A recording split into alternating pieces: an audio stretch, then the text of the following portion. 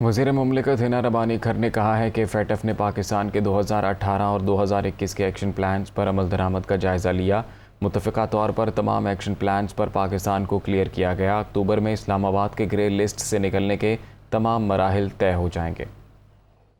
पाकिस्तान के 2018 और 2021 के एक्शन प्लान्स और उनकी टेक्निकल इवैल्यूएशन यहाँ पे कंसिडर हुई। फैटफ ने यूनानिमसली पाकिस्तान के तमाम पॉइंट्स पे, तमाम एक्शन प्लान्स के पॉइंट्स पे पाकिस्तान को क्लियर कर दिया है और कहा है कि पाकिस्तान की performance is up to mark. इसके साथ हमारा ग्रे लिस्ट से निकलने का प्रोसेस फैटफ प्रोसीजर के मुताबिक शुरू होता है और उस प्रोसीजर के मुताबिक एक टेक्निकल इवैल्यूएशन की टीम पाकिस्तान भेजी जाएगी।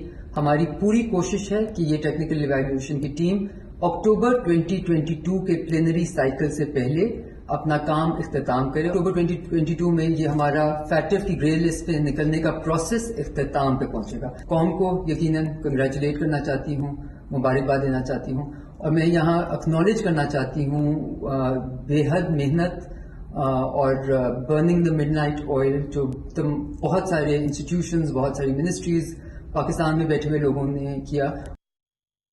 वज़ीर-ए-आज़म शहबाज शरीफ ने कहा है कि फेटफ की तरफ से पाकिस्तान की वाइट लिस्ट की तरफ वापसी बड़ी कामयाबी है। तमाम हुकूमती इदारों, फ़ौजी और सिविल क़यादत की काविशें रंग लाई हैं। वज़ीर-ए-आज़म शहबाज शरीफ ने पाकिस्तान की जानिब से तमाम शराइत पूरी करने के फेटफ के ऐलान का खैर मकदम करते हुए कौम को मुबारकबाद दी। वज़ीर-ए-आज़म ने अपने पैगाम में कहा कि अल्हम्दुलिल्लाह वाइट लिस्ट की तरफ वापसी पाकिस्तान की बड़ी कामयाबी है। फेटफ से मुतल्लिक तश्कील करदा बुनियादी सेल, इसमें शामिल फ़ौजी और सिविल क़यादत और टीम की काविशें लायक तहसीन हैं। ये क्रेडिट उन्हें जाता है जो मुसलसल इस कौमी काविश के लिए काम कर रहे थे। फेटफ का बयान पाकिस्तान की आलमी साख की बहाली का एतराफ़ है। इंशाअल्लाह ऐसी मज़ीद खुशखबरियाँ आने वाले वक्त में पाकिस्तान को मिलेंगी। वज़ीर-ए-आज़म ने वज़ीर मुमलिकत हिना रबानी खर और वज़ारत ख़ारिजा की टीम की कारकर्दगी को भी सराहा। Army chief general Qamar Javed Bajwa ने कहा है कि पाकिस्तान की तरफ से फेटफ एक्शन प्लान्स की तकमील एक बड़ी कामयाबी है। GHQ में कायम कोर सेल की कोशिशों से पाकिस्तान का सर फ़ख्र से बुलंद हुआ है। DG ISPR के मुताबिक army chief general Qamar Javed Bajwa ने कहा है कि पाकिस्तान की तरफ से फेटफ एक्शन प्लान्स की तकमील एक बड़ी कामयाबी है। एक्शन प्लान पर अमल से पाकिस्तान की वाइट लिस्ट की राह हमवार हुई। आर्मी चीफ ने कहा कि GHQ में कायम कोर सेल और कौमी कोशिशों से ये मुमकिन हुआ। सिविल और मिलिट्री टीम ने एक्शन प्लान पर मजबूत अमल यकीनी बनाया। आर्मी चीफ का कहना था कि कोर सेल की कोशिशों से पाकिस्तान का सर फ़ख्र से बुलंद हुआ है। चेयरमैन तहरीक इंसाफ इमरान खान कहते हैं हमाद अज़हर और उनकी टीम के अफसरान ने गैर मामूली कारकर्दगी का मुजाहरा किया। यकीन है हमारे एक्शन प्लान पर मुकम्मल काम की तस्दीक के लिए FATF का ऑन साइट दौरा भी कामयाबी से गुजर जाएगा। इमरान खान ने ट्विटर बयान में कहा कि पाकिस्तान को फरवरी 2018 में FATF की तरफ से ग्रे लिस्ट में डाला गया था। जब हुकूमत ने इक़्तिदार संभाला तो ब्लैक लिस्ट करने के शदीद इम्कानात का सामना करना पड़ा। हमाद अज़हर की सरबराही में फेटफ कोऑर्डिनेशन कमेटी में एक्शन प्लान से मुतल्लिका तमाम सरकारी महकमों और सिक्योरिटी एजेंसीज़ की नुमाइंदगी थी। ब्लैक लिस्ट होने से बचने के लिए 34 में से 32 एक्शन नुकात को भी मुकम्मल किया। यकीन है एक्शन प्लान पर मुकम्मल काम की तस्दीक के लिए फेटफ टीम का ऑन साइट दौरा भी कामयाबी से गुजर जाएगा। PTI रहनुमा शहबाज गिल ने कहा है कि नून लीग की हुकूमत में पाकिस्तान ग्रे लिस्ट में गया। इमरान खान के दौर में इस मामले पर काम किया गया। उम्मीद है हसन इकबाल क्रेडिट लेने की कोशिश नहीं करेंगे।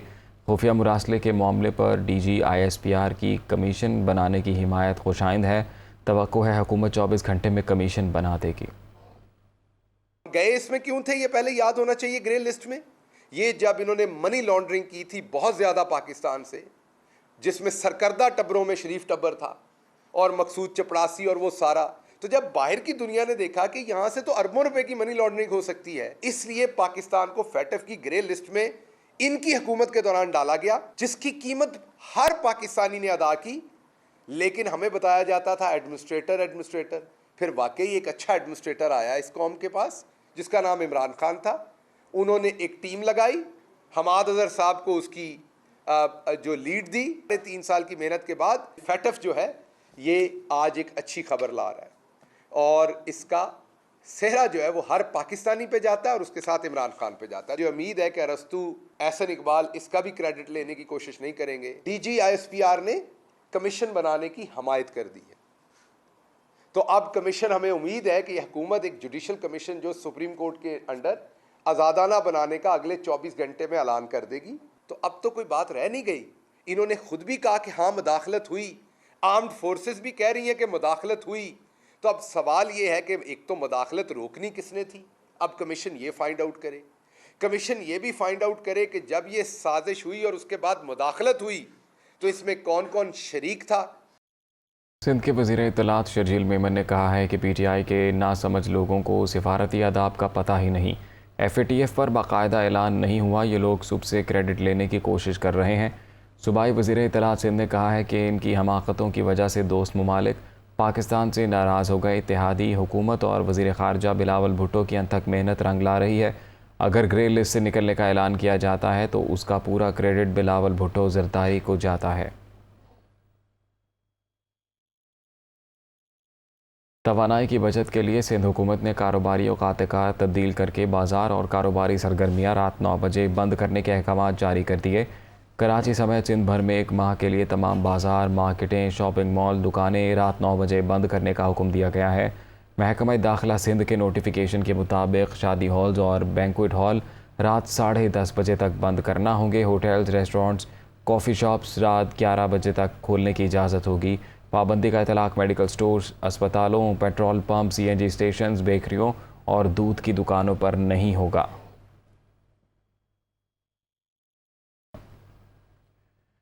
मुस्तफ़ा कमाल ने कहा है कि NA 240 का ज़िमनी इलेक्शन PHP से छीना गया, नताइज नहीं मानते। अनीस कायम खानी की गाड़ी को रोक कर फायरिंग की गई, दफ्तर पहुँचे तो वहाँ भी फायरिंग की गई, मुझे भी गोली लगी, मेरी अहलिया की गाड़ी पर भी गोलियाँ मारी गईं। एक नाम नहाद इलेक्शन हुआ है कराची में। इलेक्शन टोटल बोगस दहशतगर्दी से में डूबा हुआ और टोटल फ्लॉड हर तरह से, हर इंतजामिया, इलेक्शन कमीशन सब बिल्कुल नाकाम रहे। जो भी वोटर मेरे पास आकर मुझे वोट डालकर गया है, PSP को मोहर लगा कर गया है, उसकी तादाद है 13,927, जिसका हमारे पास कंप्यूटराइज्ड रिकॉर्ड मौजूद है। तो ये इलेक्शन हमसे छीना गया है, किसी भी पार्टी का कोई मुकाबला नहीं था हमारे साथ। अनीस कायम खानी साहब की गाड़ी पर रास्ते में रोककर फायरिंग की है, 4 गोलियां लगी हैं गाड़ी पे। अभी हम ऑफिस आकर बैठे तो फिर ऑफिस पे हमला किया। उस ऑफिस के हमले में मुझे भी गोली लगी है। मेरी अहलिया थी वहां पर, उनकी गाड़ी पर स्ट्रेट फायर लगाए। इलेक्शन कमीशन ने NA 245 कराची में ज़िमनी इंतखाब का शेड्यूल जारी कर दिया। पोलिंग 17 जुलाई को होगी। नशिस्त आमिर लियाकत के इंतकाल के बायस खाली हुई थी। शेड्यूल के मुताबिक NA 245 कराची में ज़िमनी इलेक्शन के लिए कागजात नामजदगी 22 से 24 जून तक जमा होंगे। उम्मीदवारों को इंतखाबी निशानात 7 जुलाई को लॉट किए जाएंगे। इलेक्शन कमीशन ने शेड्यूल जारी होने के साथ ही NA 245 की हदूद में तरक्याती कामों और तकर्रुर व तबादलों पर पाबंदी लगा दी है। कराची में NA 240 कोरंगी के रिटर्निंग ऑफिसर ने ज़िमनी इंतखाब में डाले गए वोटों की दोबारा गिनती से मुतल्लिक TLP के उम्मीदवार की दरख्वास्त मुस्तरद कर दी।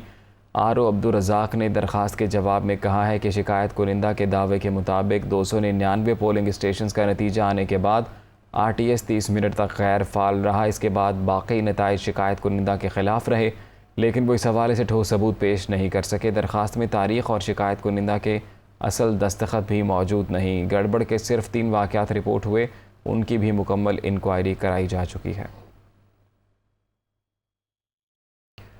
सूबाई वज़ीर ख़ज़ाना अवैस लगारी ने कहा है कि बजट में आम आदमी को रिलीफ़ की फराहमी की भरपूर कोशिश की गई। सस्ते आटे की फराहमी के लिए 200 अरब रुपए का प्रोग्राम रखा है। कैंसर के मरीज़ों को मुफ्त अद्वियात की फराहमी पर खुसूसी तवज्जो दी गई। हेल्थ कार्ड का हुजम भी बढ़ाएंगे। इलाज की सहूलत सिर्फ मुस्तहिक अफराद को ही मिलेगी। तनख्वाहों में 15% इजाफा किया गया। वो पोस्ट बजट प्रेस कॉन्फ्रेंस में इजहार ख्याल कर रहे थे। आवाम की बेहतरी के लिए मुख्तलिफ सब्सिडी के प्रोग्राम्स दिए गए और पंजाब की तारीख़ में हमज़ा शहबाज शरीफ साहब ने सबसे बड़ा जो आटे के ज़रिए, सस्ते आटे के ज़रिए रिलीफ रखा, वो तकरीबन 200 अरब रुपए का रखा। अद्वियात और मुख्तलिफ़ किस्म की जो सख्त तरीन बीमारियाँ होती हैं कैंसर की तरह, उसकी अद्वियात को भी मुफ्त फराहम करने के ऊपर फोकस किया गया है। मुस्लिम लीग नून का 2018 से कबल शुरू किया जाने वाला हेल्थ कार्ड का इनिशिएटिव, जिसको पिछली हुकूमत ने अपने नाम से मंसूब करने की कोशिश की थी, उस इनिशिएटिव को एक इम्पॉर्टेंट इनिशिएटिव के तौर पे रिकग्नाइज़ किया गया है और उसके अंदर तकरीबन 50 से 55 अरब रुपए की इंक्रीज़ के साथ उसके हुजम को बढ़ाया गया है। जो लोग अफोर्ड कर सकते हैं उनको इस हेल्थ के इंश्योरेंस के नेट से बाहर निकाला जाएगा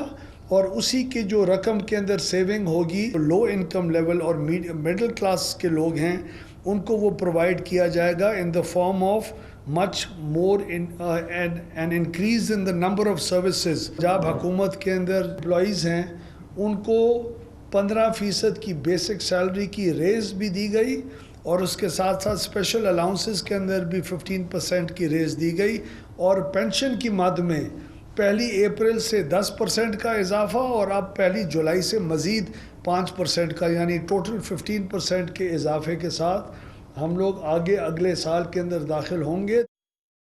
सूबाई वज़ीर मलिक मोहम्मद अहमद ख़ान ने कहा है कि पिछले 3.5 साल मुल्क के लिए मुकम्मल तबाही का दौर था। साबिक़ हुकूमत की बैड गवर्नेंस की कोई मिसाल नहीं मिलती। तेल की कीमतों में इजाफे पर मुश्किलात का एहसास है। मुआशी सूरत हाल के बायस मुश्किल फ़ैसले लेना पड़े। Total disaster in 3.5 years। इस तरह की मिस गवर्नेंस कभी तस्वर नहीं की जा सकती। बड़ी तकलीफ दे सूरत हाल में we are not happy and we sincerely apologize from the people of this, people of Punjab and specifically on this petrol prices, सारे पाकिस्तान की आवाम से। इकोनॉमी की हालत आपके सामने है। अगर मैं सिंध को कहता हूँ काला बाग करें तो वो लोअर राइपेरियन, अपर राइपेरियन, जो मेरा हिंदुस्तान से हाल है वही पाकिस्तान का और हिंदुस्तान का हाल है वो सिंध और पंजाब का हो जाता है। ये आसान वक्त नहीं है, ये बहुत मुश्किल वक्त है। पंजाब असम्बली का गवर्नर की तरफ से बुलाया गया बजट इजलास ऐवान इकबाल में होगा। इजलास 2 बजे डिप्टी स्पीकर दोस्त मोहम्मद मज़ारी की सदारत में होगा। इजलास में सूबाई बजट पर आम बहस का आगाज़ होगा। बजट पर आम बहस 4 रोज़ जारी रहेगी। अपोजिशन लीडर की गैर मौजूदगी के बायस बजट बहस का आगाज़ कोई हुकूमती रुकन ही करेगा। 4 रोज़ बाद वज़ीर ख़जाना बहस को समेटेंगे और फिर बजट की मंजूरी का मरहला शुरू होगा।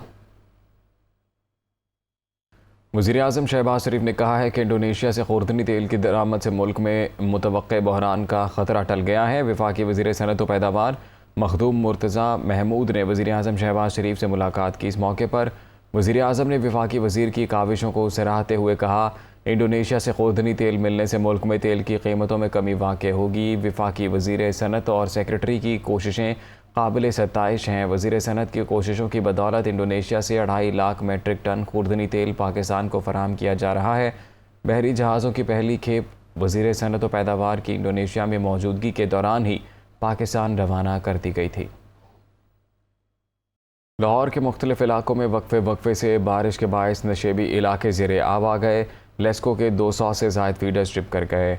लाहौर के इलाकों चुंगी, अमर सिद्धू, शिमला, पहाड़ी चौक, एबर्ट रोड, शादमान, कज़ाफ़ी स्टेडियम और हाजी कैंप समेत दीगर इलाकों में बारिश का पानी जमा रहा। निकासी आब न होने से लोगों को आमदोरफ्त में मुश्किलात का सामना करना पड़ा। लेस्को के 200 से ज़ायद फीडर ट्रिप होने से शहरी शदीद परेशानी में मुब्तला रहे। महकमा मौसमियात के मुताबिक बारिशों का ये सिलसिला वक्फे से 20 जून तक जारी रहेगा।